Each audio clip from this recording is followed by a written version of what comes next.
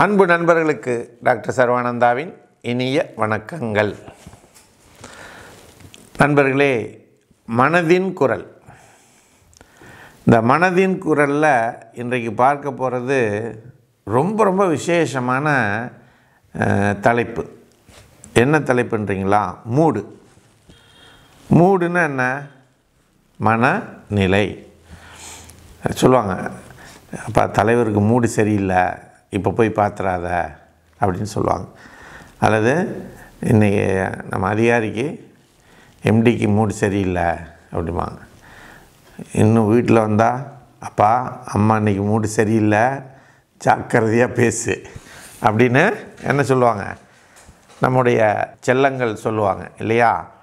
அது மாதிரி இந்த நம்மளுடைய மனநிலை, மன அமைப்பு மாறிக்கொண்டே இருக்கிறது. என்னது? சாஃப்டாக இருக்கும், வேகமாக இருக்கும், தீவிரமாக இருக்கும், தீவிரவாதமாக கூட இருக்கும். சரியா? இப்படி மாறிக்கொண்டே இருக்கக்கூடிய மன அமைப்பிலே ஏற்படக்கூடிய உடல் உபாதைகள், உடலில் ஏற்படக்கூடிய மாற்றங்கள், இதை எப்படி சரி செய்வது? இப்போ இந்த மூடு சேஞ்சஸ் அப்படிங்கிறது எல்லோருக்கும் வரக்கூடிய ஒரு விஷயந்தான். ஆனால் அதுவே தொடர்ந்து ஒரு மூடு அதிகப்படியாக ஒரு மனிதனை ஆக்கிரமிப்பு செய்கிறது என்று சொன்னால் அது வியாதி. சரிங்களா? அது என்னவாக இருக்கலாம்? மகிழ்ச்சியாக இருக்கலாம், சந்தோஷமாக இருக்கலாம், வேதனையாக இருக்கலாம், துக்கமாக இருக்கலாம், விரக்தியாக இருக்கலாம்.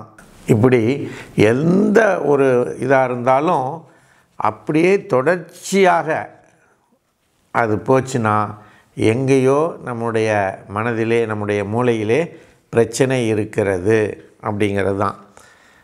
அப்படிப்பட்ட சூழ்நிலையில் நாம் என்ன செய்யணுன்னா, அதற்கு சரியான மருந்துகளை கொடுக்க வேண்டும். அந்த மருந்துகள் ஹோமியோபதியில் டாக்டர் ஹனிமேன் அவர்கள் அழகாக கண்டுபிடித்து கொடுத்திருக்கிறார்கள். அந்த மருந்துகளை ஒரு ஹோமியோபதி மருத்துவரை பார்த்து அவரிடம் சென்று கேட்டு அந்த மனநிலையை அவரோட நீங்கள் கலந்து பேசும் பொழுது சரியான மருந்துகளை அவர் உங்களுக்கு எடுத்து தருவார்கள்.